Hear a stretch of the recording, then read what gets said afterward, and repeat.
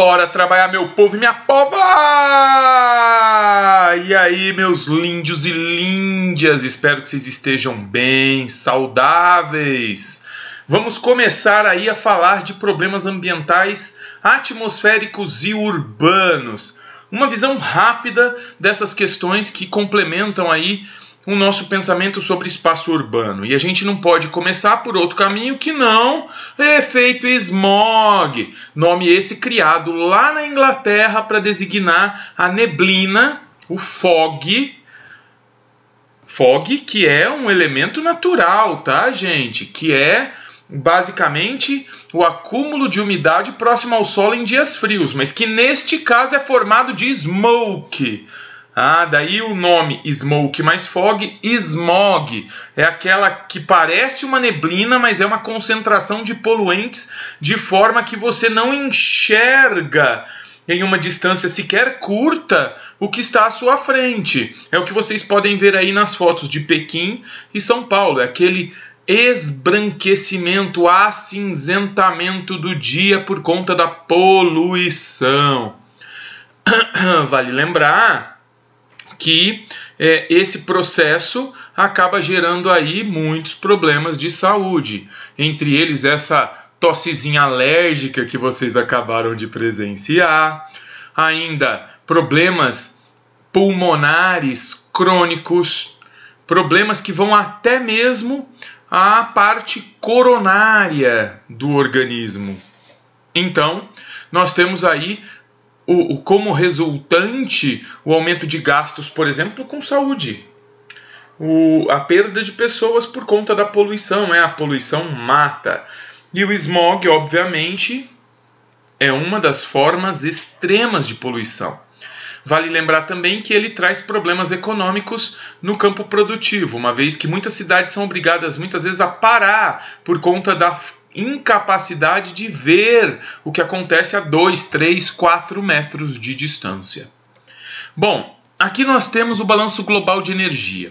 E aí a gente passa a pensar, a partir do efeito smog, o aquecimento global. Eu quero que vocês vejam algumas coisas muito importantes. Por exemplo, 100% da energia solar entra dentro da nossa atmosfera. 100% da energia solar que vem para a Terra entra na nossa atmosfera, e desses 100%, 6% já é eliminado e mandado embora, efetivamente.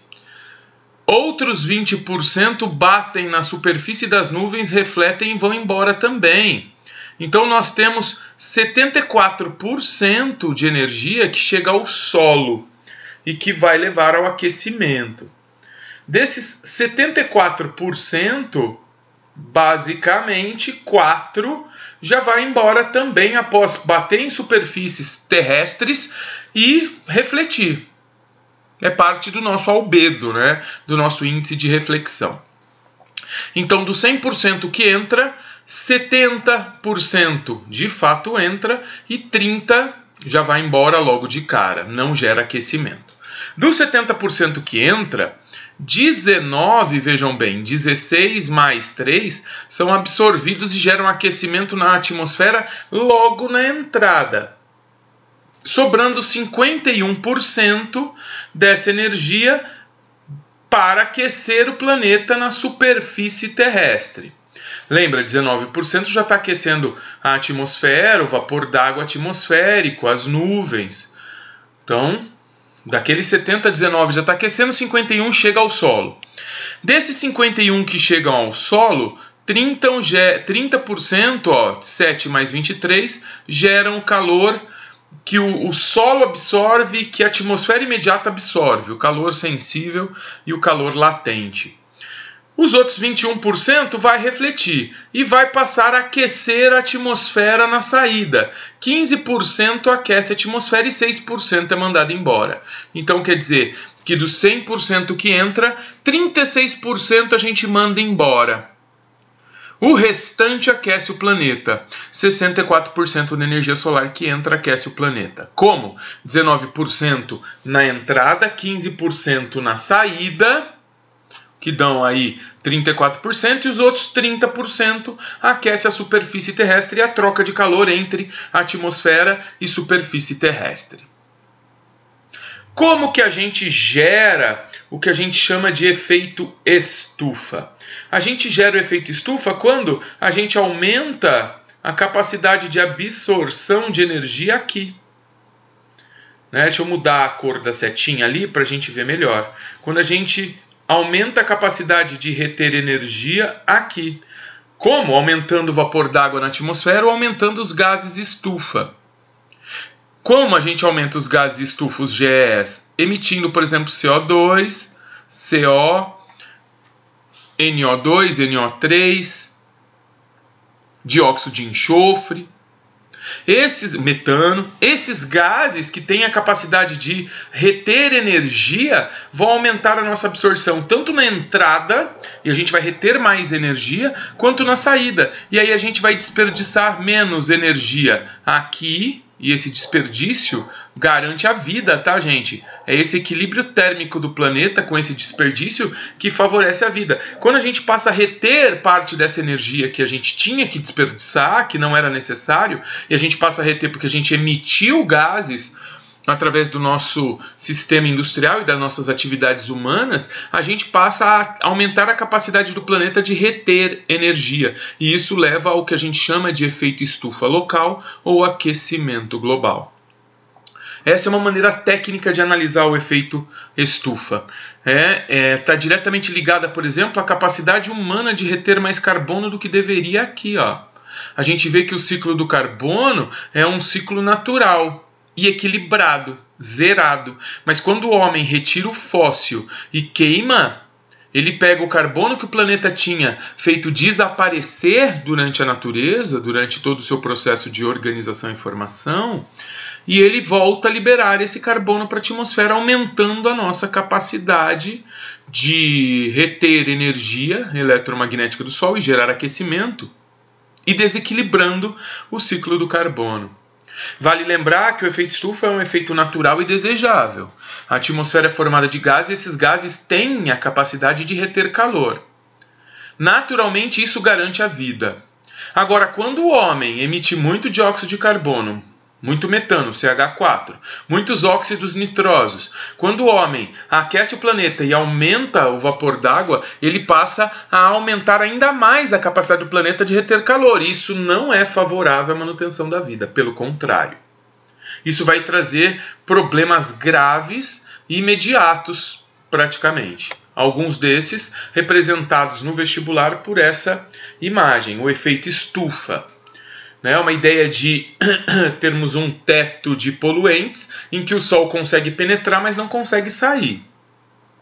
A gente viu que o efeito estufa não é, na prática, assim. É o aumento da quantidade de gases que retém energia eletromagnética. Não é uma barreira física, necessariamente um paredão à saída da luz. É, na verdade, uma massa gasosa que tem maior potencial de absorção de energia eletromagnética. Então, o efeito estufa é uma dessas consequências. E ele tem, claro, resultados que são péssimos para a nossa saúde, que vão desde doenças respiratórias até mesmo problemas de alergias, problemas de saúde como um todo, mas ele também tem efeitos catastróficos quando pensado em escala global. O aquecimento global é o efeito estufa global. Apesar de termos tido ciclos de aquecimento durante a história, o que a gente pode perceber é que a gente caminha agora para um patamar nunca antes visto de emissão de carbono. E a gente sempre vê nesse gráfico que a temperatura acaba, de alguma maneira, acompanhando a emissão dos GEs.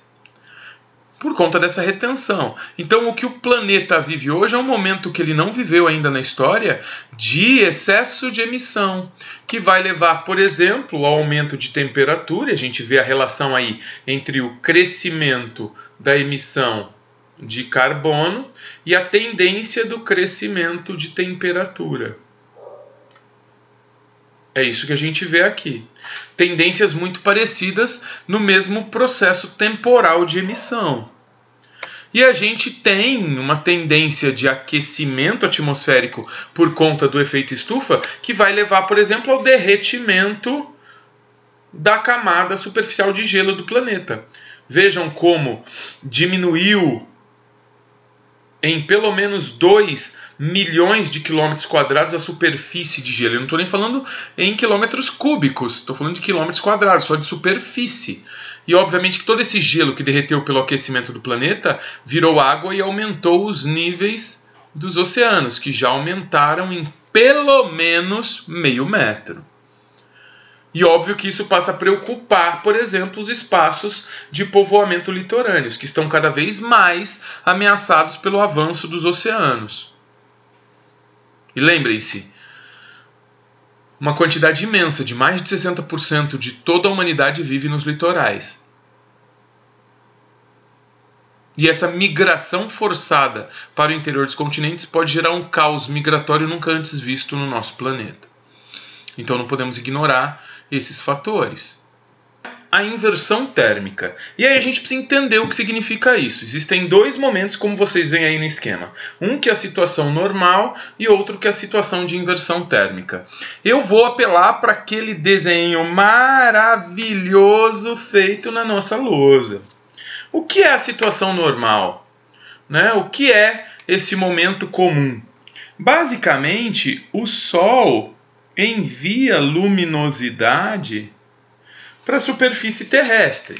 E essa luminosidade chega até os patamares mais baixos da nossa atmosfera e também por conta da troca entre calor da superfície terrestre e atmosfera, gera uma área de aquecimento muito grande aqui embaixo na atmosfera que fica em característica térmica descompassada diferente das áreas superiores da atmosfera, que vai ficar menos quente do que as áreas inferiores numa situação normal. E aí a tendência de subida da massa gasosa mais quente é natural, é física. E o ar quente sobe, o ar frio desce, renovando a atmosfera, levando qualquer tipo de poluição e dissipando lá em cima pela atmosfera. Essa é a situação normal de cada dia.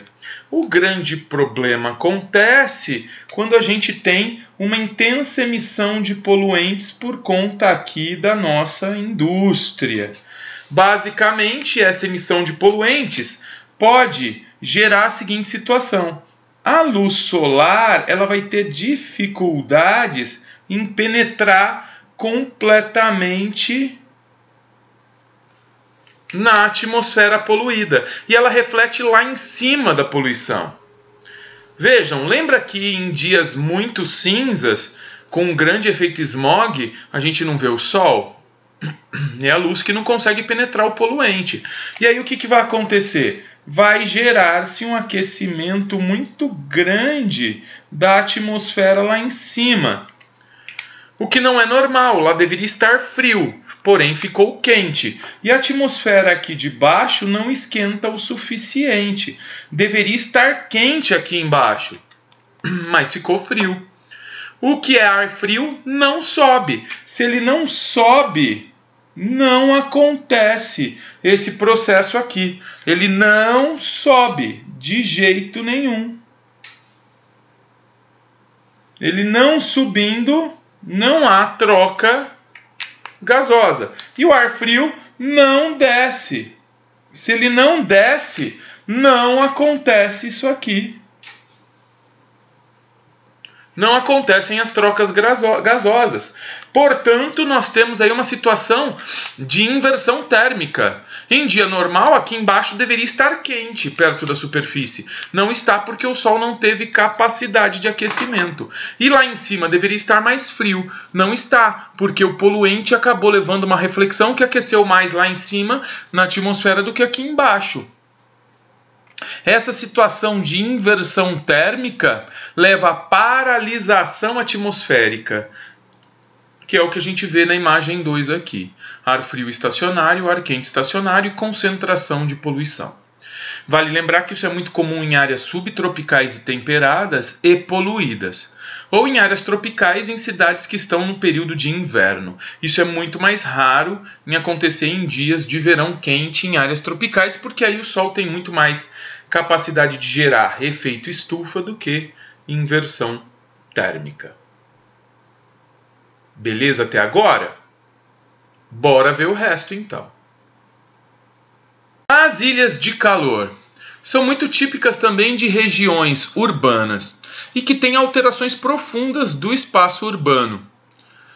Basicamente, o espaço urbano que é impermeabilizado, ou seja, que tem asfalto, concreto, ele acaba não permitindo a absorção de água pelo solo. E vale lembrar que a água é um grande equilibrador térmico. A água permite, com seu imenso calor específico, que haja absorção da energia eletromagnética e não haja reflexão e aquecimento da atmosfera excessivo. Então a água é um refrigerador.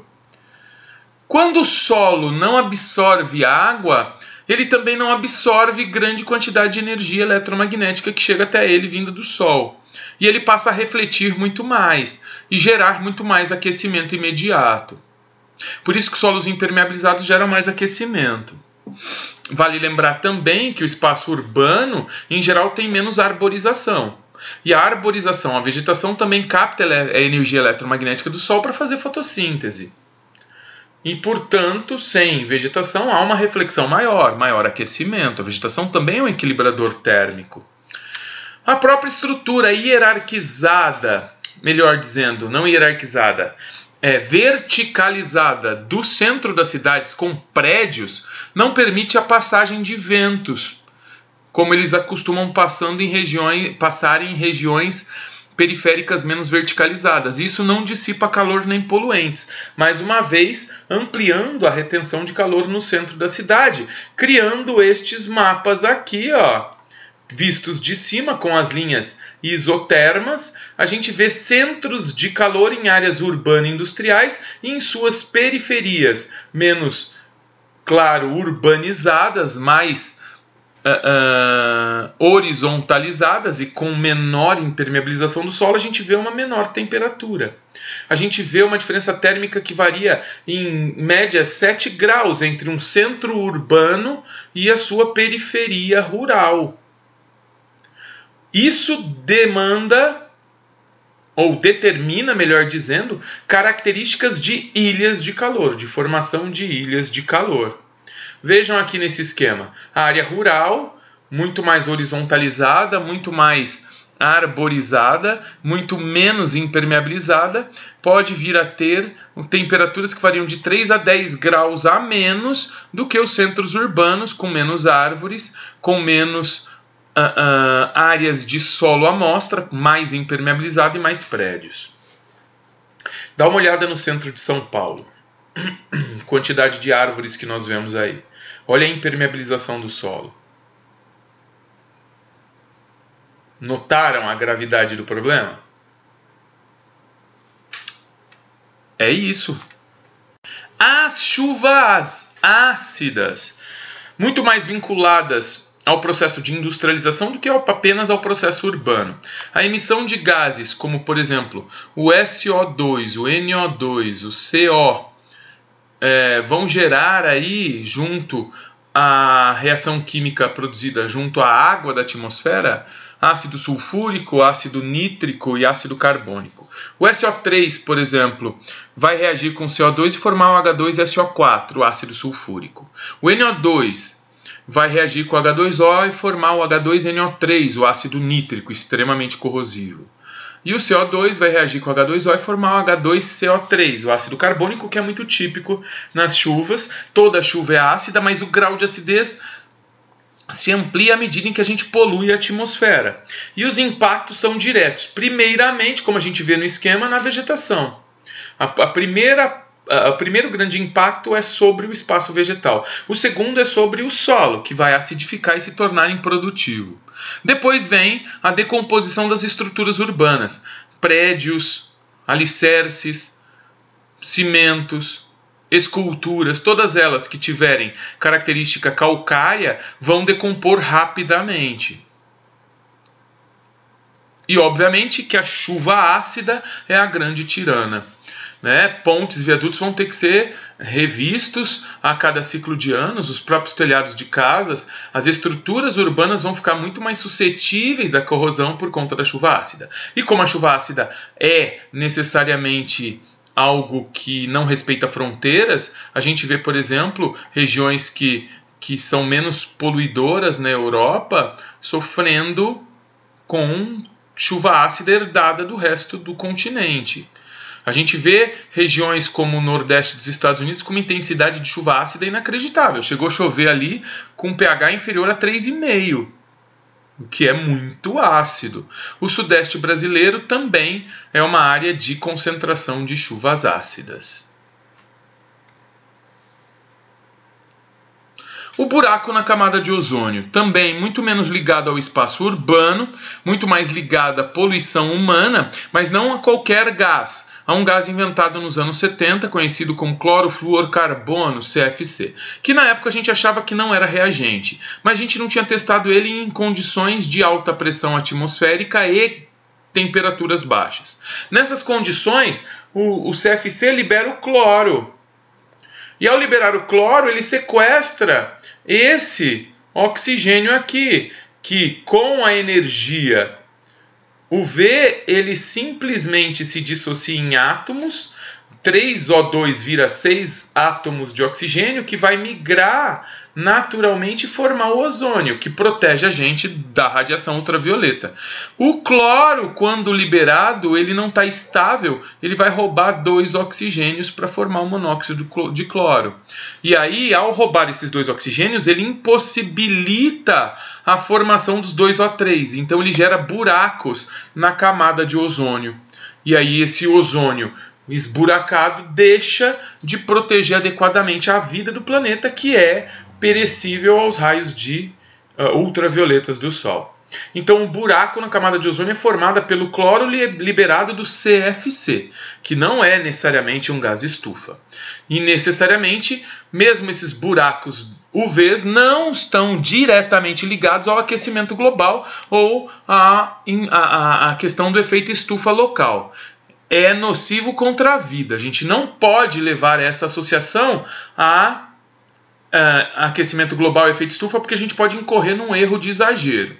Tá? Então, lembrem-se, buraco na camada de ozônio é nocivo contra a vida no planeta. Por quê? Por conta exatamente de não proteger essa vida dos raios UV. Beleza? A gente nota que os buracos se concentram nas áreas polares, justamente porque são áreas de alta pressão e baixa temperatura. E o que a gente vê aí na década de 70 é a ausência dessa mancha azul, estão vendo? E nos anos 90 essa mancha azul oscilando em tamanho, mas ali bem pronunciada.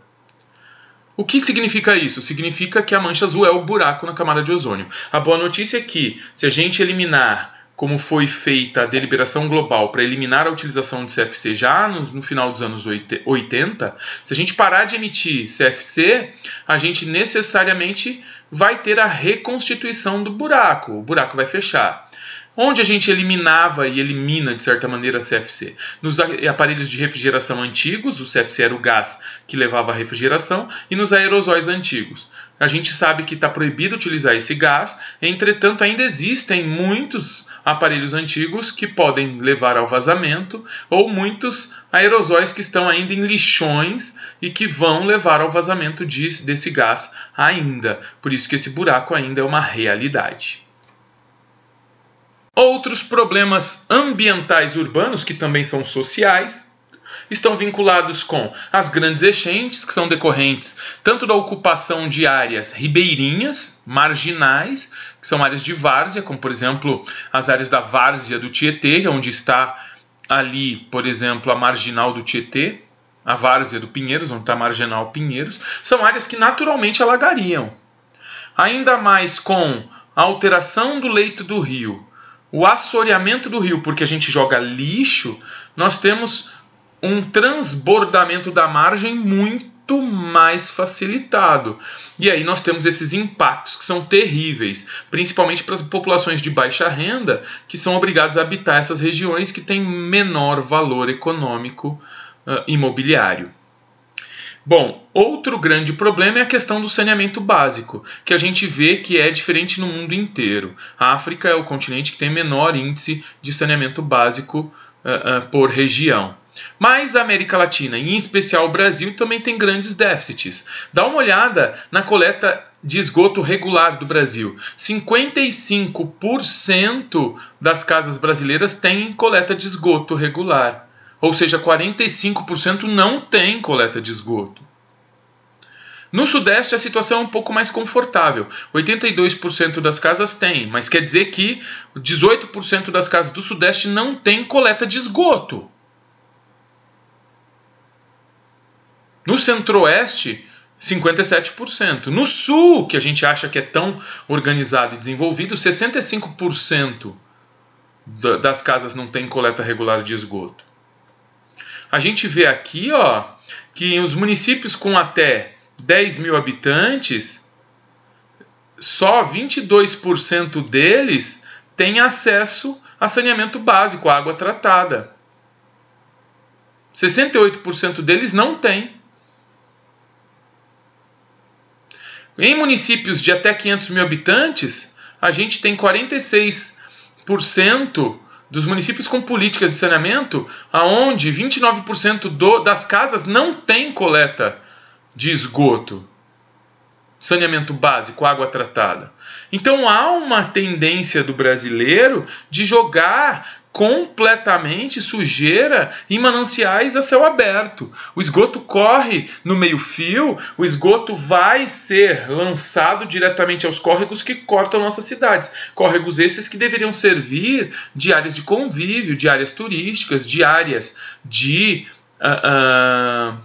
utilização pública, mas que na verdade são nojentos, sujos, fedidos e contaminantes. Por quê? Porque nós jogamos todas as nossas porcarias, todos os nossos dejetos nesses espaços.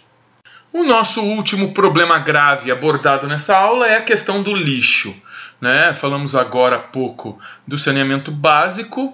Vamos falar da questão do lixo, produção. Dá uma olhada aí, nos anos 90, qual era a nossa capacidade de produção de lixo. Nos Estados Unidos, cada norte-americano gerava praticamente 2 quilos de lixo por dia. No Brasil, era 700 gramas. A gente continua produzindo lixo e cada vez mais lixo. O brasileiro já produz cerca de 1,2 quilos de lixo por dia.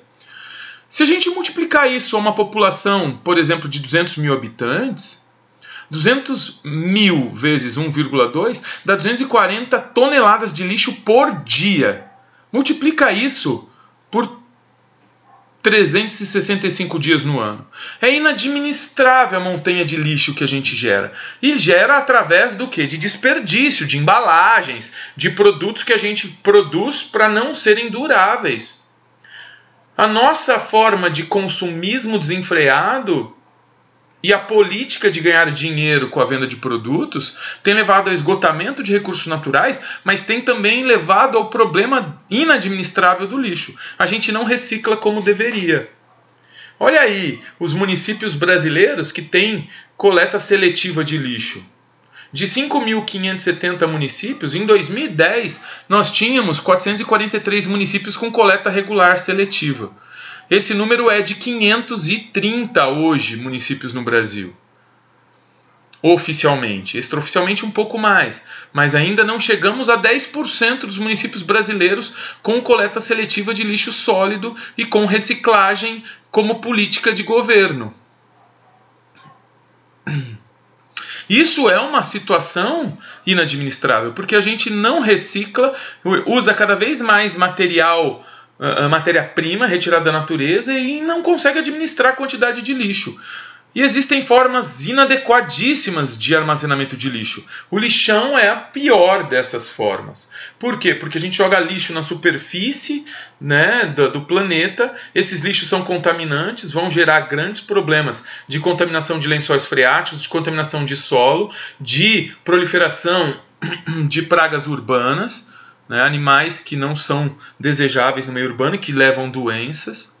Além do que, a gente condena pessoas pobres a fazerem a reciclagem do lixo diretamente no lixão. A gente não estruturou esses trabalhadores que são tão importantes para o Brasil para terem dignidade no trabalho e trabalharem num sistema politicamente estabelecido, através de políticas públicas, de coleta seletiva e de separação do lixo já previamente recolhido e separado por cada brasileiro.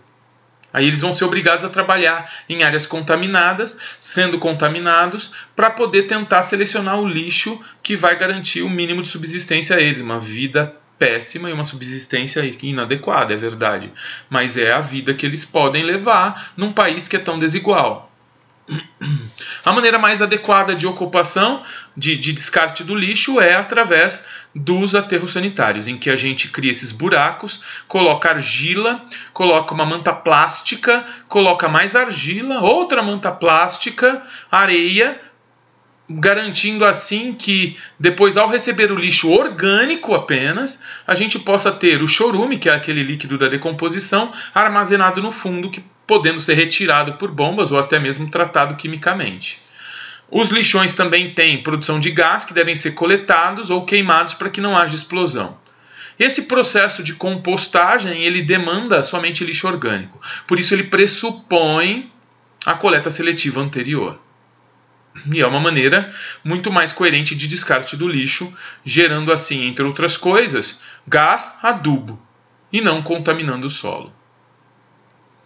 Ficamos por aqui, meus lindos e lindas. Ficamos nesse ponto. Aqui a gente viu os problemas ambientais urbanos. Eu espero que vocês estejam estudando bastante e que vocês estejam aí em casa protegidos de qualquer problema de saúde. Desejo a vocês toda e qualquer saúde, todo e qualquer sucesso nessa vida. Mantenham-se saudáveis.